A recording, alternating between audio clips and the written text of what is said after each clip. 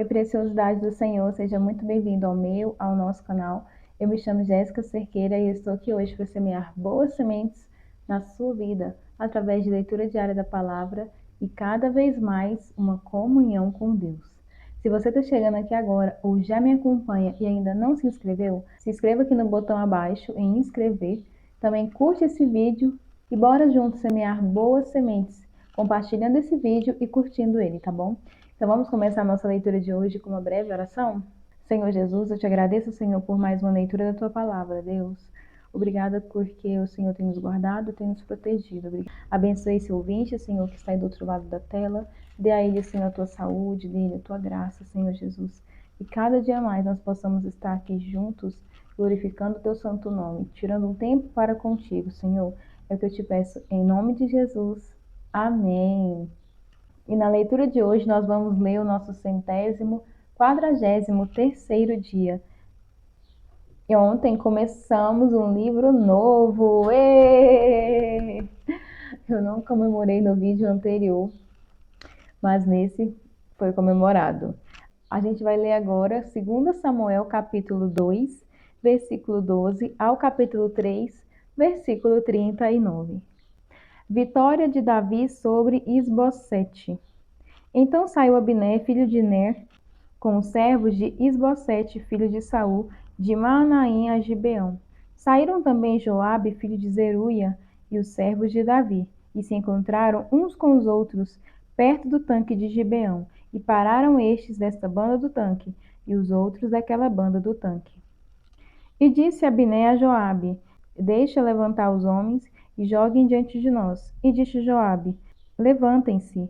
Então se levantaram e passaram, por conta dos 12 de Benjamim, da parte de Isbosete, filho de Saul, e dos 12 servos de Davi.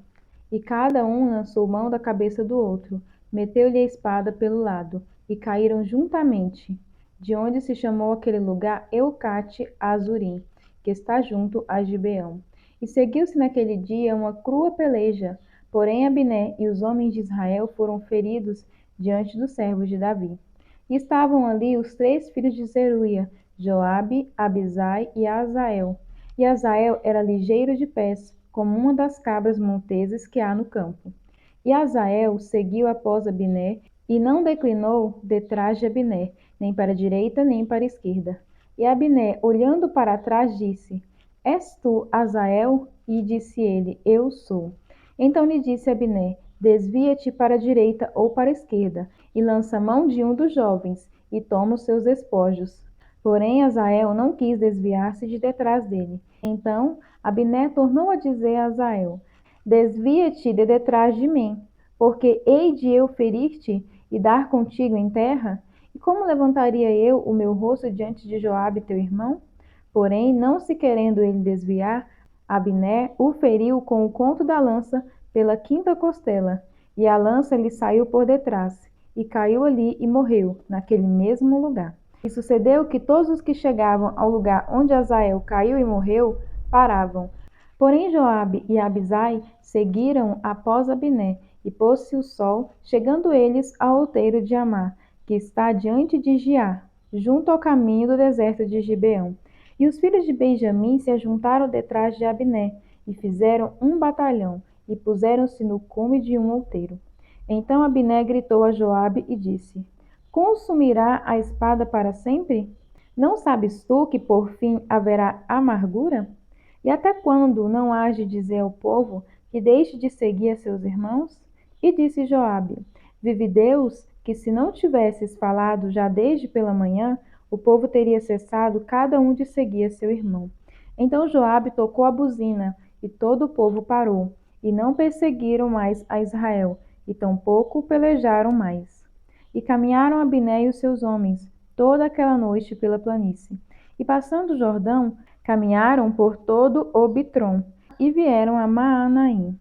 Também Joabe se tornou de seguir a Abner, e ajuntou todo o povo, e dos servos de Davi faltaram 19 homens, além de Azael. Porém, os servos de Davi feriram dentre os de Benjamim e de dentre os homens de Abner a 360 homens, que ali ficaram mortos.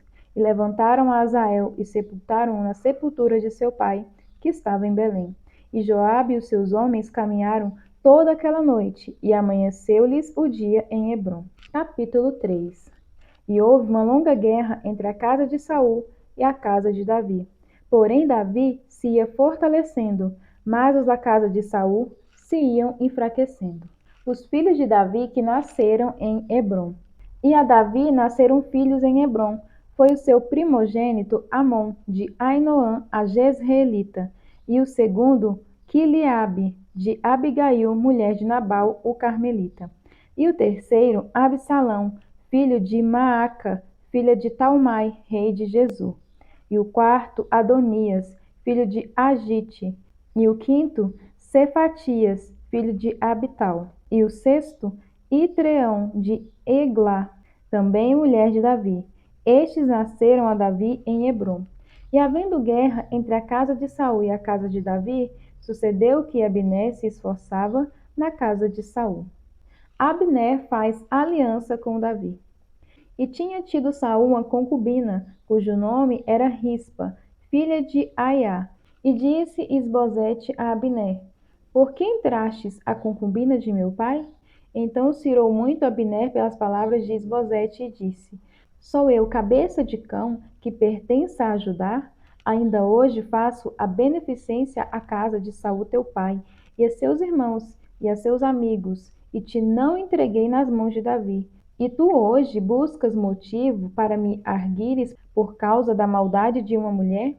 Assim faça Deus a Abner e a outro tanto, que como o Senhor jurou a Davi, assim lhe hei de fazer, transferindo o reino da casa de Saul e levantando o trono de Davi sobre Israel e sobre Judá, desde Dan até Berseba.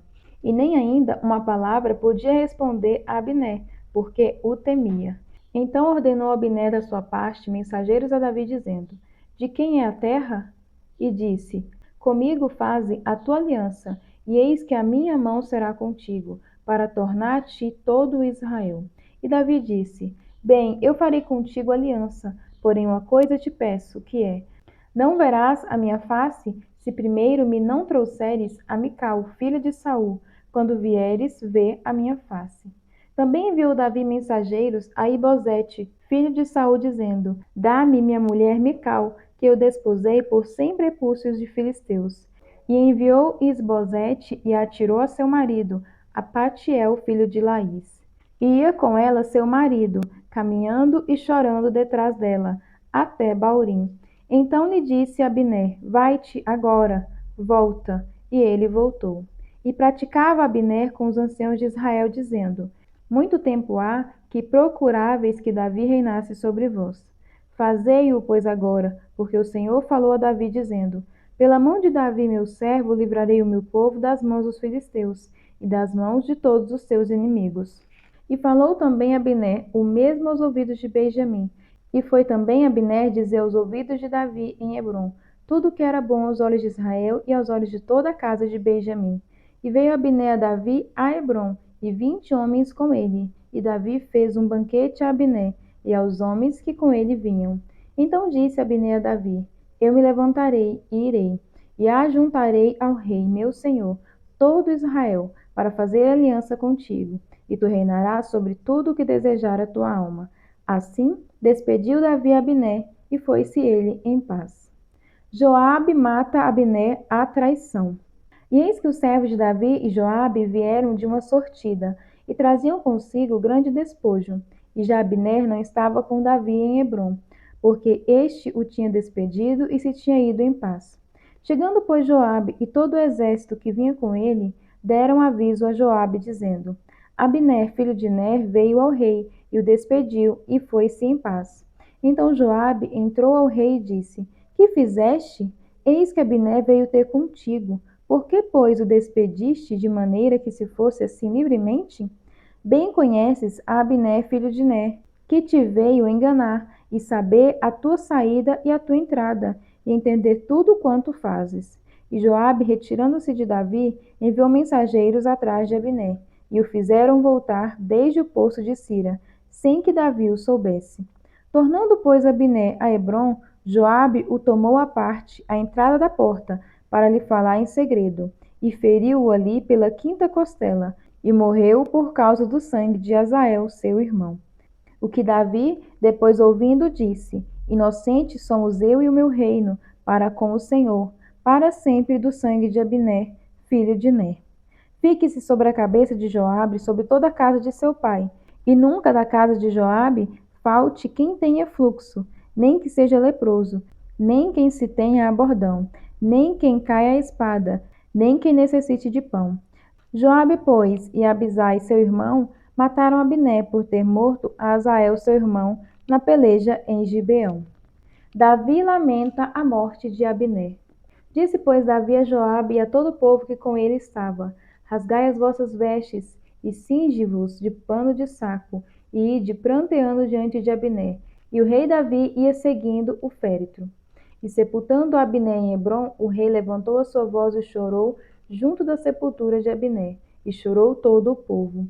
E o rei, pranteando Abner, disse: Não morreu Abner como morre o vilão? As tuas mãos nem estavam atadas, nem os seus pés carregados de grilhões de bronze, mas caíste como os que caem diante dos filhos da maldade. Então todo o povo chorou muito mais por ele. Então todo o povo veio fazer que Davi comesse pão, sendo ainda dia. Porém Davi jurou, dizendo: Assim Deus me faça, e a outro tanto, se antes que o sol se ponha eu provar pão ou alguma coisa. O que todo o povo, entendendo, pareceu bem aos seus olhos, assim como tudo quanto o rei fez, pareceu bem aos olhos de todo o povo. E todo o povo e todo Israel entenderam naquele mesmo dia que não procedera do rei que matasse Abner, filho de Ner. Então disse o rei a seus servos: Não sabeis que hoje caiu em Israel um príncipe e um grande? Eu hoje estou fraco, ainda que seja ungido rei. Estes homens, filhos de Zeruia, são mais duros do que eu. O Senhor pagará ao malfeitor conforme a sua maldade. Estudo de hoje, 2 Samuel, capítulo 3, versículo 1. O conflito entre os seguidores de Davi e as tropas leais a Abner e Bozete, relatado no capítulo 2, levaram uma guerra em grande escala. Uma guerra civil abalou Judá e Israel e gerou um grande custo para ambos os lados. O povo escolhido de Deus perdeu de vista os objetivos e propósitos do Senhor, de habitar a terra, em Gênesis capítulo 12, versículo 7. Expulsar os cananeus, em Deuteronômio capítulo 7, versículo 1 ao 4, e obedecer às leis de Deus, em Deuteronômio capítulo 8, versículo 1. Em vez das pessoas unirem-se para cumprir o objetivo do Altíssimo, elas lutaram uma contra as outras. Entre o povo de Deus de hoje em dia, o conflito acontece o tempo todo. Esses embates geralmente podem ser distrações dos propósitos maiores do Senhor, especialmente a unidade baseada em amor. Quando enfrenta um conflito com outros cristãos, recue e pergunte se você e seu oponente têm objetivo em comum que são maiores que as suas diferenças. Que visão você compartilha quanto ao povo de Deus, à igreja? Apele a esses interesses enquanto trabalha em um acordo. Como você pode promover a união e o amor em face do conflito? João capítulo 13, versículo 1 ao 30. Jesus lava os pés dos discípulos. Capítulo 13. Um pouco antes da festa da Páscoa, sabendo Jesus que havia chegado o tempo em que deixaria este mundo e iria para o Pai, tendo amado os seus que estavam no mundo, amou-os até o fim. Estava sendo servido o jantar, e o diabo já havia induzido Judas Iscariotes, filho de Simão, a trair Jesus. Jesus sabia que o Pai havia colocado todas as coisas debaixo do seu poder, e que viera de Deus e estava voltando para Deus. Assim levantou-se da mesa, tirou sua capa e colocou uma toalha em volta da cintura.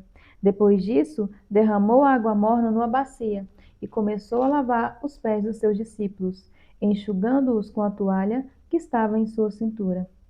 Chegou-se a Simão Pedro, que lhe disse: Senhor, vai lavar os meus pés? E respondeu Jesus: Você não compreende agora o que estou lhe fazendo. Mais tarde, porém, entenderá. Disse Pedro: Não, nunca lavarás os meus pés. E Jesus respondeu: Se eu não os lavar, você não terá parte comigo. Respondeu Simão então: Então, Senhor, não apenas os meus pés, mas também as minhas mãos e a minha cabeça. E respondeu Jesus: Quem já se banhou precisa apenas lavar os pés. Todo o seu corpo já está limpo. Vocês estão limpos, mas nem todos. Pois ele sabia quem iria traí-lo, e por isso disse que nem todos estavam limpos. Quando terminou de lavar-lhe os pés, Jesus tornou a vestir sua capa e voltou ao seu lugar. Então lhes perguntou: Vocês entendem o que eu lhes fiz? Vocês me chamam mestre e senhor, e com razão, pois eu sou. Pois bem, se eu, sendo senhor e mestre de vocês, lavei-lhe os pés, vocês também devem lavar os pés um dos outros. Eu lhes dei o exemplo para que vocês façam como lhes fiz. Digo-lhes verdadeiramente que nenhum escravo é maior do que o seu senhor, como também nenhum mensageiro é maior do que aquele que o enviou. Agora que vocês sabem essas coisas, felizes serão se as praticarem. Jesus prediz que será traído. Não estou me referindo a todos vocês. Conheço os que escolhi, mas isso acontece para que cumpra a Escritura. Aquele que partilhava do meu pão voltou-se contra mim. Estou lhes dizendo antes que aconteça, a fim de que, quando acontecer, vocês creiam que eu sou.